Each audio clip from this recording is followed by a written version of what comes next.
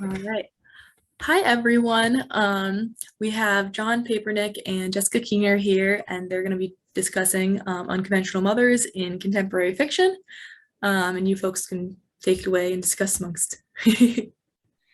Well, I love the title of this talk because I wrote Night Swim, and that's I'm talking about Night Swim. In my story, we have a mother who's not functioning very well in a dysfunctional family set in 1970 in the Northeast Boston area. But it's sort of triggering to talk about an unconventional mother. And John, when I read your novel recently, I was just, my eyes were popping because it seems you're really pushing a lot of boundaries of what conventions are in terms of how we, view traditional relationships with mothers. Yeah, and this novel was, I'm going to hold mine up so y'all can see it. I Am My Beloved's. It really was about a young woman's desire to become a mother, despite the fact that she was unable to because of an illness and a hysterectomy and all of the steps she'll go through to kind of make that happen. What I liked about your book so much is that you made that era come to life with such precision and detail that I felt like I was there. It was a really transporting experience. So the character of that mother against that backdrop was so painful to read about. And I think that's a real skill, the magic that you bring, that you can cause pain to somebody over time and space because of a character you've written down in words on a page. So I really admire your novel. And it's interesting. In many ways, that could be like a warning for what might be to come here. Like, this character wants a child so badly without necessarily thinking about all of the challenges that will rise from that. And I think that's a really good point, because in some ways there's an opposition of our two books. Yeah. I'll hold mine up too, but I have a new pretty cover coming, so I want to show you that, but I don't have it yet. It's coming out in February. Yeah, this character that you have that desperately wants to become a mother, biological kind of mother, because you can adopt too, right?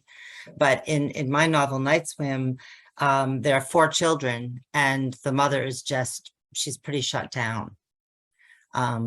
Perhaps because it's 1970, maybe she would have made a different choice. Maybe she would have, if it were 2020, she might have chosen not to have children. I don't know. No, it is so interesting. Your book is so much of that era that I wonder, like, how it would be extremely different today. That was an era when everyone smoked cigarettes and kids didn't have seatbelts and stuff like that. And it was so much of that era that it was, I was born in 1970, but there was obviously lingering effects through the early years of my childhood. So I could really see that world there. And it was, very evocative. With I, My Beloveds, my character Shira, she just so desperately wants to have this child. And the book is, you talked about it being unconventional in some ways. It's what I would describe as a polyamorous love story. She is married to her husband, Ben, but has a girlfriend, and Ben, who struggles to find a partner, eventually does. And as we go through the story, and I guess I can give some spoilers here. Well, I don't know. I don't know if you should give spoilers. I do want to say one thing about what you said, polyamorous. Yeah. I suppose I'm being very traditional in thinking that it's sort of new, because it's not. It's incredibly ancient, actually, to have. Ask King Solomon. Yeah. So, in that regard, again, and I don't know, I started thinking about Ulysses too, and, or Odysseus, whatever, when he was on his Odyssey, and all the things, all the lovers that he had, and, but still going back to his true love in the end. So it did sort of evoke some of those thoughts for me too. And in that way, again, it felt provocative in a different way, unexpected way. Well, it is interesting how we're on this kind of cusp of people reevaluating, relationships and how they are. If I'd written this book a generation ago, and it was sort of inspired by Isaac Bashevis Singer's book, Enemies, a Love Story, in which the main character a Holocaust survivor, ends up being married to multiple women. His wife, he thought had died in the camps, isn't dead, and he's got Oh, a woman on the side who wants to marry him. And then he's married his former like Polish maid who saved his life there. So mm. it was really an adultery novel. But since we're a couple generations beyond that, I think a more effective and timely way to deal with this is as a polyamorous novel. Adultery obviously still happens, but it's becoming much more accepted a lifestyle that people have multiple partners and multiple It loves. is. It's more acceptable. Well, Like, clue me in on that one because I don't know about this. well, you will learn if you end up on the dating scene and on apps and stuff like that, that there's lots and lots of people who are kind of experimenting with different relationship styles. And as I went towards my divorce with my wife, we had sort of an open marriage, and I met lots of interesting people. There was two types. There was the true believers who they believe in this lifestyle. Then there was people like myself, and I met a lot of people like this that were kind of coming to the end of a marriage, but were trying to like, I don't know, save it by having another partner and this and that. Wow. It's an interesting thing, and it is happening. And I listen to the Savage Lovecast, Dan Savage's podcast. There's a lot of talk of that on there. So yeah. Is it, well, because again, that's it's throwing me back because I'm older and I lived through the whole sort of late 60s, 70s, early 70s thing where, free love and, love your neighbor, love what is it, Crosby, Stills and Nash and Young, love the one you're with kind of thing. Is it sort of an updated version of that? Because I don't think that worked personally. I think it works for who it works for and doesn't work for who it doesn't work for. I mean, your book evokes another book of that era of the Rick Moody book, The Ice Storm, with the Key Party and stuff like that. Yeah. Yes. Mm-hmm. So that was something that was happening around the era of your books. I think it's something that's always happening around the edges. I mean, people often have insatiable needs and desires. And, I think right now, again, as a lot of things that we've kind of taken for granted over millennia are being kind of pushed, people pushing things about gender and things like that. So relationships as well are changing. I mean, a lot of science fiction books you'll read, they have different relationship structures in the future. And maybe we're at the beginning of the future right now, or maybe we're not. Yeah, no, it's intriguing to me. I think that, to me, the way you wrote about it, you just kind of looked it straight in the face and you went right at it, which I admired, I don't want to give things away about the story because I think people just need to read it and experience it for themselves. But well, let me ask you a question. You have a very close relationship with your mother. I do. My impression is that you do, at least. Well, I love my mother and I admire my mother very much, and she's almost 98. So yeah. So I observe that, and I'm just kind of, it seems like a beautiful thing, and I'm wondering how you used your real life mother-daughter relationship to create this fictional dysfunctional mother. How that helped you kind of frame and build this new person in your book. Yeah, well, I would say that as a child, I sort of had more of a friendship feeling with my mother. And there were other people, let's say in junior high, we would go to each other's houses. And there were certain mothers that, there was the mother who was home who made the tuna fish, and where I felt really comfortable just sitting in the kitchen, and she wanted to hear what everybody had to say. And my mother was kind of not that way. She was off playing bridge or, doing her stuff, not so children focused. I did grow up with maids as well, which is in the book. And I kind of wanted to spotlight that a little bit with this reissue because I feel like the whole Black maid institution is often pointed toward the South and not really looked at in terms of this upper middle class Jewish family in the Northeast. And I grew up with that. And I'm bringing it up because the maid was sort of filling in for the absentee parent. Yeah, it does play into that African concept that Hillary Clinton took on. It takes a village, and interesting to see how the main character in this book was kind of came to rely on the various maids in different ways. So, I think. Well, there was also a tragedy that happened when I was younger to a friend of mine who lost her mother by suicide. And that left a deep impact on me as well. But it kind of fed into what I was seeking in a mother. And so, yes, I love my mother, and we connect on a lot of different levels, but there is, I think, something in me too that still wonders, what does it mean to be mothered in that unconditional way? Yeah. I'm not sure I know what that is.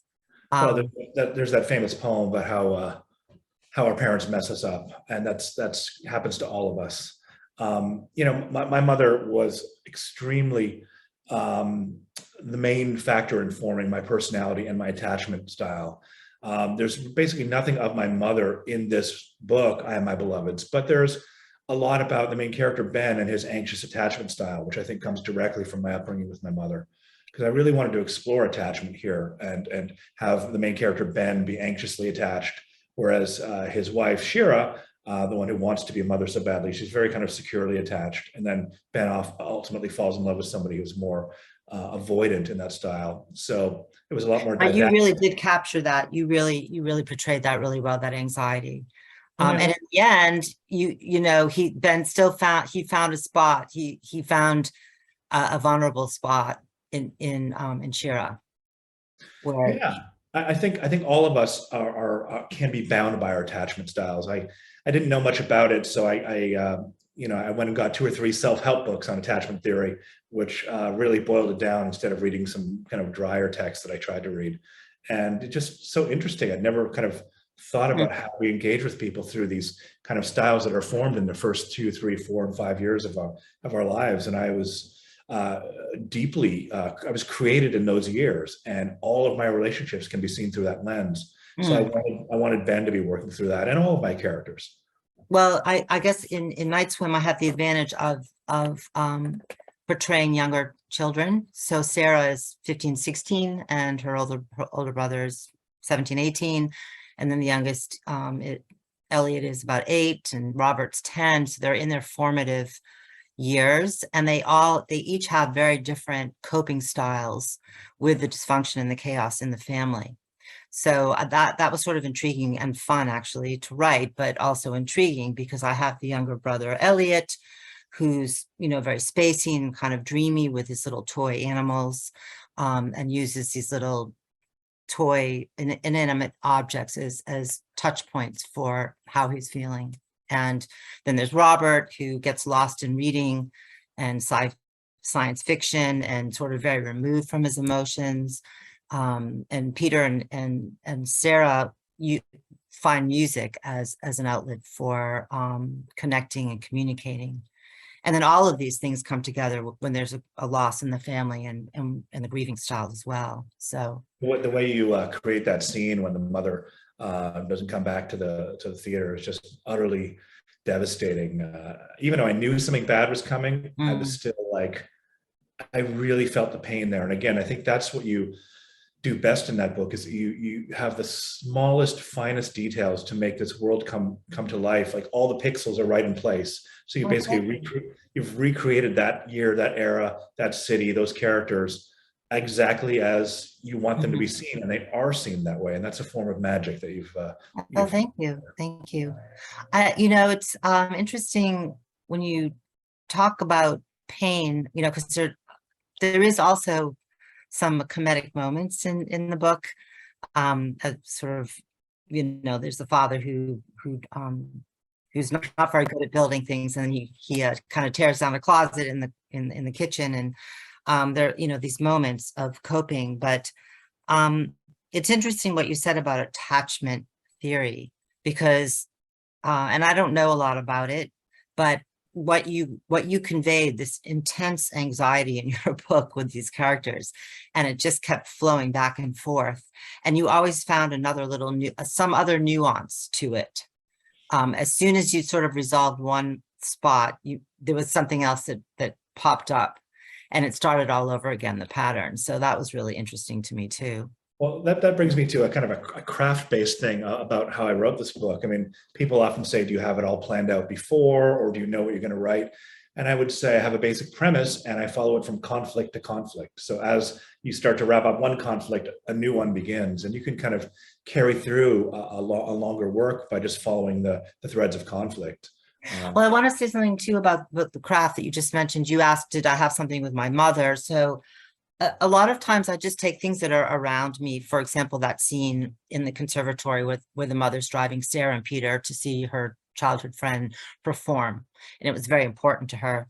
I live in Boston, so I was at the conservatory with a friend, and I think we were waiting for my husband to show up, and it was taking him forever to find a parking spot.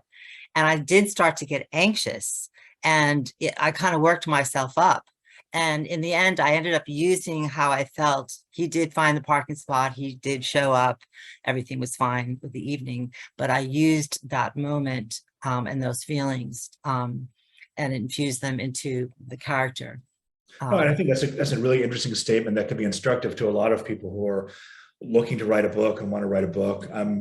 There are those who think that you have to write about, everything comes from your life, and in a sense it does. I mean, I believe I could write a war novel without going to war, because again, you take other moments that you can graft onto those kind of experiences. So you can take the research and then kind of put your own emotional moments into those sort of things. And I think what you did there is, I can feel it. I've had that too. I remember years ago when my wife and I had one cell phone between us, and I was coming back from New York, and she was picking me up in Newton, Massachusetts. We lived in Waltham, about a 10-minute drive. It was a snowstorm. She said she'd be there in 10 minutes.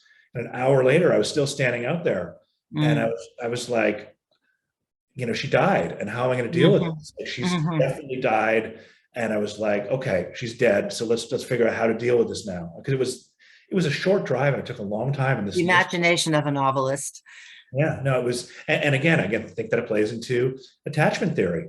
I think maybe a more secure person might be like, they might go to a different reason, like, oh, well, maybe there's, a lot of. I don't know what that bell was. But it was text on my iPad. I don't know, on my computer. I don't know how to turn it off. Oh, okay. It's certainly not necessary or appreciated, but it was my wife is texting. Okay. So I want to kind of flip the premise on his head a little bit, the whole idea of unconventional mothers. I wonder, what would a conventional mother be? I mean, is there such a thing?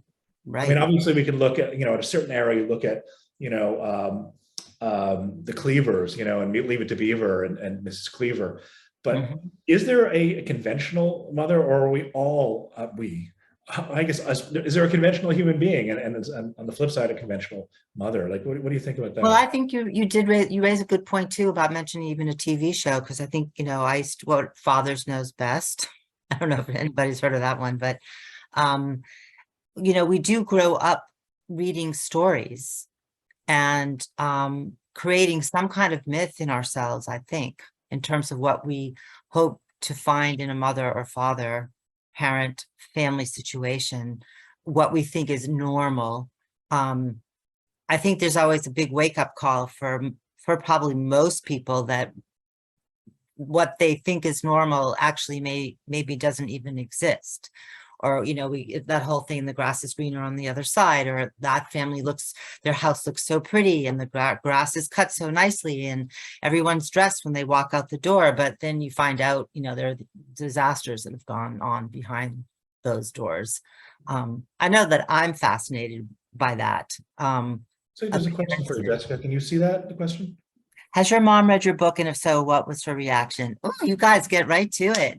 It's, I think, a little uncomfortable for her. I think she appreciates the book, but it's a little bit, I think she said something like, my uncle called her up and said, well, how's the Mel and Florence show, or something, referring that her name is Florence, referring to my novel.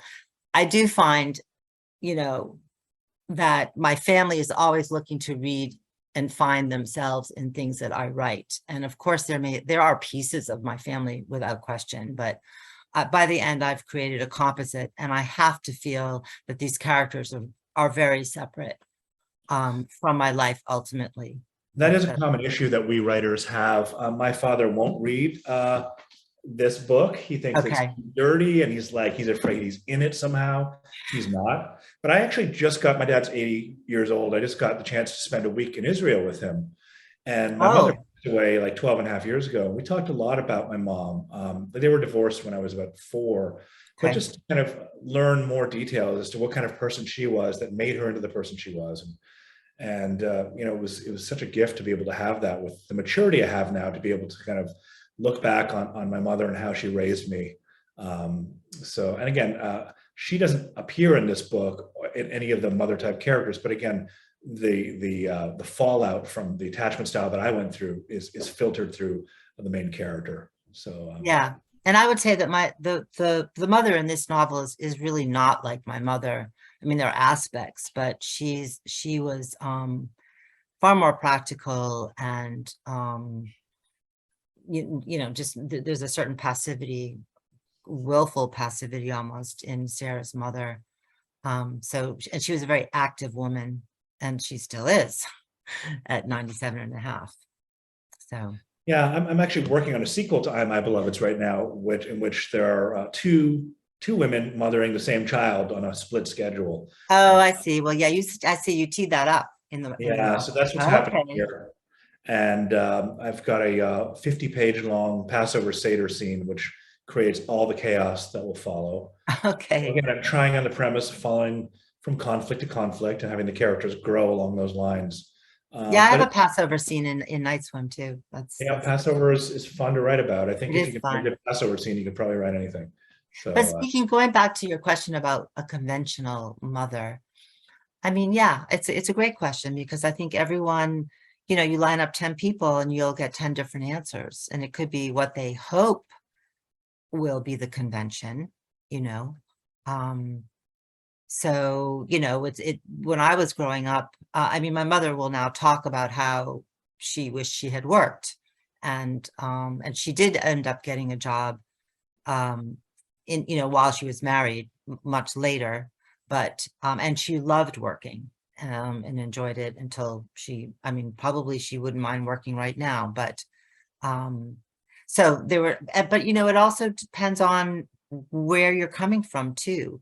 I mean, there are plenty of mothers that worked in 1970. I mean, what are we talking about here? So in my case, and in this family, it was this upper middle class Jewish white family, where the mother, I guess, she had the money, she didn't have to work, yep.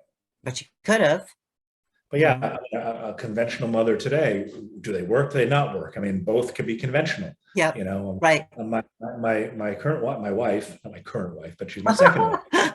My second wife, my Take wife. note. I mean, she didn't work for the first number of years when her girls were growing up, and she loved being a stay-at-home mom.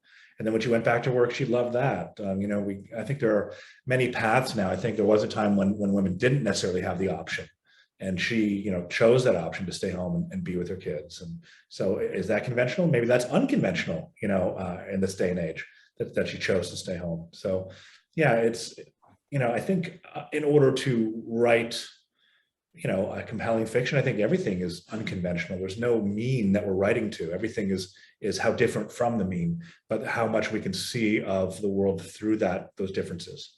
It's kind of Well, I know refractive. that I'm attracted to a problem or an emotional difficulty, and how do my characters manage that, whatever family I've created? Because I do feel that it's what we're struggling with at home that manifests and ripples out into the community, to the school, and the world, really. I just, see that as the starting point. How did writing about this dysfunctional mother help you as a mother? Or how did, because you're Yeah. writing about one thing, does it make you reevaluate yourself as you're writing? Yeah. Yeah. No, that's a lovely question. Yeah. Yes. I mean, anytime if you choose to be a parent, it raises all of your childhood memories of things you either want to replicate or don't, usually. It's usually an either or often, I would say. So I will tell you this, that there was something so emotional for me. Talk about attachment.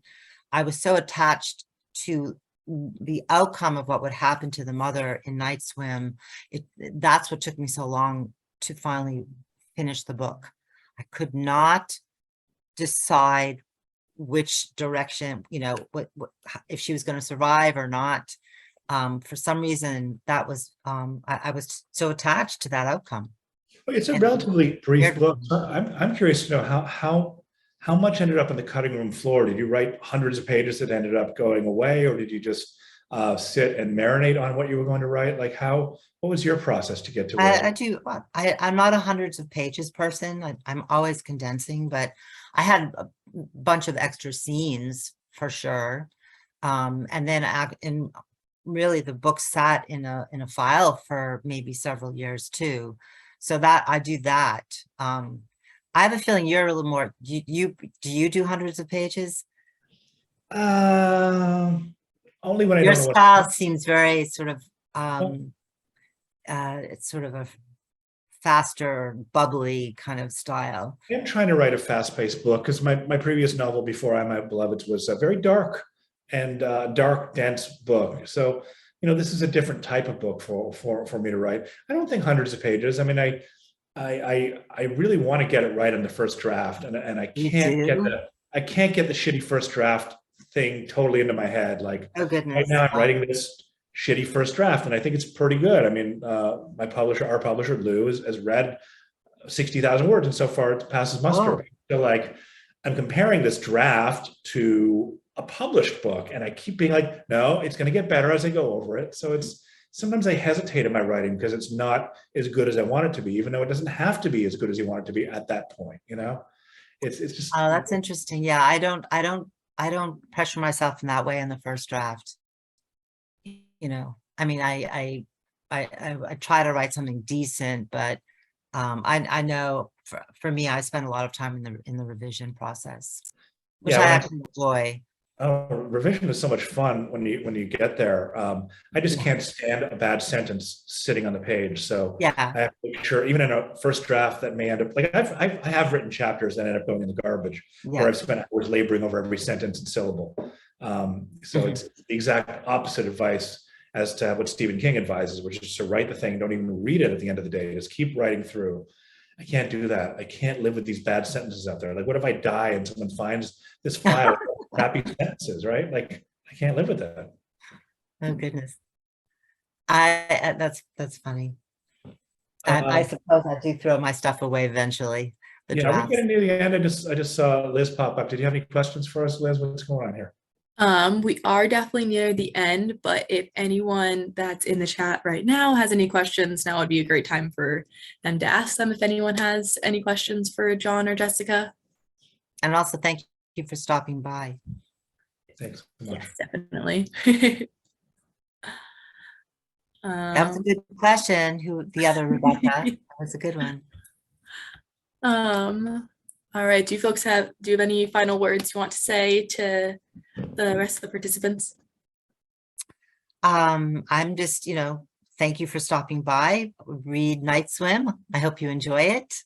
And read I Am My Beloveds too. So yeah, two different books. I want to thank you all for your interest. It's always nice to have the opportunity to talk to people and explain the process and articulate things that maybe you haven't articulated in your own head. It kind of causes more thoughts, which is always. It does. And you learn from your book over the years, really.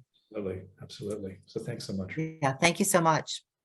Thanks so much for talking, you guys. You guys did a great job. I was really interested in what you had to say, especially in relation to your books and to your lives. And Andrea says, thanks for sharing your books. Thank you, Andrea. I hope you folks have a lovely rest of your day, and I hope everyone else enjoys the rest of Day of Dialogues. And thanks so much for not only visiting our booth, but for stopping in onto this Zoom call. Awesome. Thanks. All right. Thanks again. Bye. Bye-bye.